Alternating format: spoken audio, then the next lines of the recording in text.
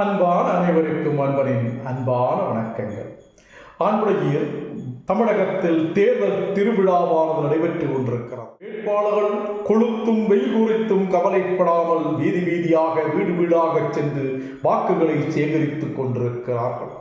நேற்று வரை அவர்கள் பேசிய கொள்கைகளை எல்லாம் மூட்டை கட்டி வைத்துவிட்டு இன்று நாடகங்களை நடத்தி கொண்டிருக்கிறார்கள் பலர். குறிப்பாக நேற்று வரை வகுத்தறிவு என்று மேடைகளில் முழங்கி கடவுள்களை கிண்டல் அடித்து, குறிப்பாக இந்து கடவுள்களை ஆபாசமாகவும் மோசமாகவும் பேசிய தலைவர்கள் இன்று ஞான பழங்களாக ஆன்மீக செம்மல்களாக ஆலயங்களில் வலம் வந்து கொண்டிருக்கிறார்கள். அடியே மீனாட்சி உனக்கு எதிர்க்கடி வைரமூக்குத்தி கருணடி கள்ளி என்று சொன்ன அரசியல் கட்சியின் வாரிசுகள் மீனாட்சி அம்மனின் கோயிலில் வரிசையில் நின்று வழிபட்டுக் கொண்டிருக்கிறார்கள்.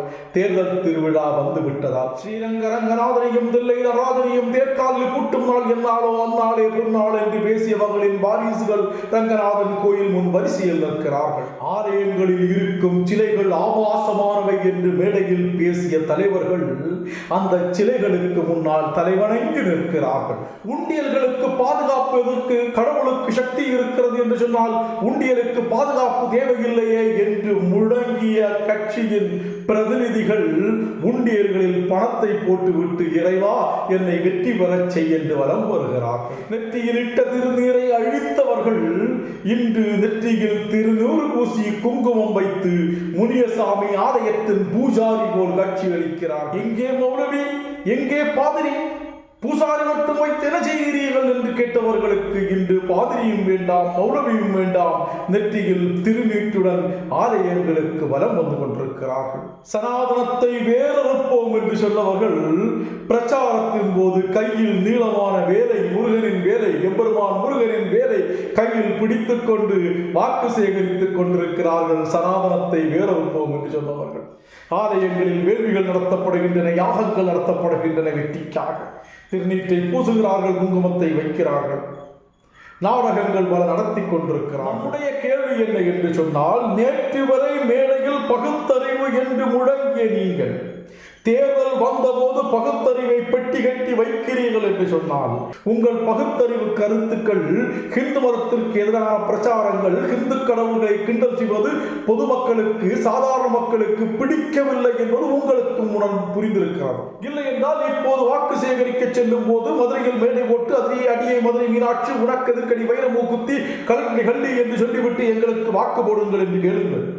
ரங்கநாதனையும் தில்லை நடராஜனையும் தேர்காலில் கூட்டும் நாள் என்னாலோ அந்நாளே பொன்னாள் என்று தில்லையில் நின்று கொண்டு முழங்கி பாருங்கள். ஆலயத்தில் இருக்கும் சிலைகள் ஆபாசமானவை, ஆகவே எங்களுக்கு வாக்களியுங்கள். இந்த தேர்தலில் நாங்கள் ஆலயத்தில் இருக்கும் ஆபாச சிலைகளை எல்லாம் அகற்றி காட்டுகிறோம் என்று சொல்லிக்கொண்டு வாக்கு கேளுங்கள். உங்கள் கொள்கை மீது உங்களுக்கு நம்பிக்கை இருக்கிறது என்று சொன்னார்.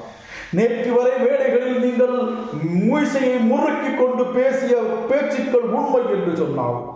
உங்கள் பகுத்தறிவு கொள்கை மீது உங்களுக்கு ஆணித்தரமாக பிடிப்பு இருக்கிறது என்று சொன்னால் தேர்தலுக்காக உங்கள் கொள்கையை அடகு வைக்காதீர்கள்.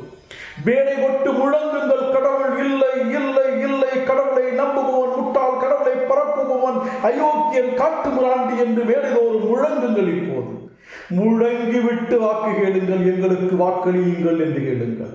இல்லை, 23ஆம் தேதி வரை தேர்தல் நடக்கும் நாள் வரை உங்கள் பகுத்தறிவு கொள்கையை எட்டாக மடித்து பெட்டிக்குள் பூட்டி வைத்துவிட்டு திருநீற்றையும் குங்குமத்தையும் பூசிக்கொண்டு அப்பாவி மக்களை ஏமாற்ற வலம் வருகிறீர்கள். உங்கள் பகுத்தறிவு கொள்கைகள், உங்கள் ஹிந்து மதத்துக்கான எதிரான கொள்கைகளை மக்கள் ஏற்றுக்கொள்ள மாட்டார்கள் என்பது உங்களுக்கு புரிந்திருக்கிறது. அன்பு சொந்தங்களே, நாடகம் நடத்த வருபவர்களை புரிந்து கொள்ளுங்கள், அவர்கள் நாடகத்தை புரிந்து கொள்ளுங்கள் என்பது மட்டுமே நம்முடைய வேண்டுகோள். தொடர்வோம். உங்கள் கிரீஷ்.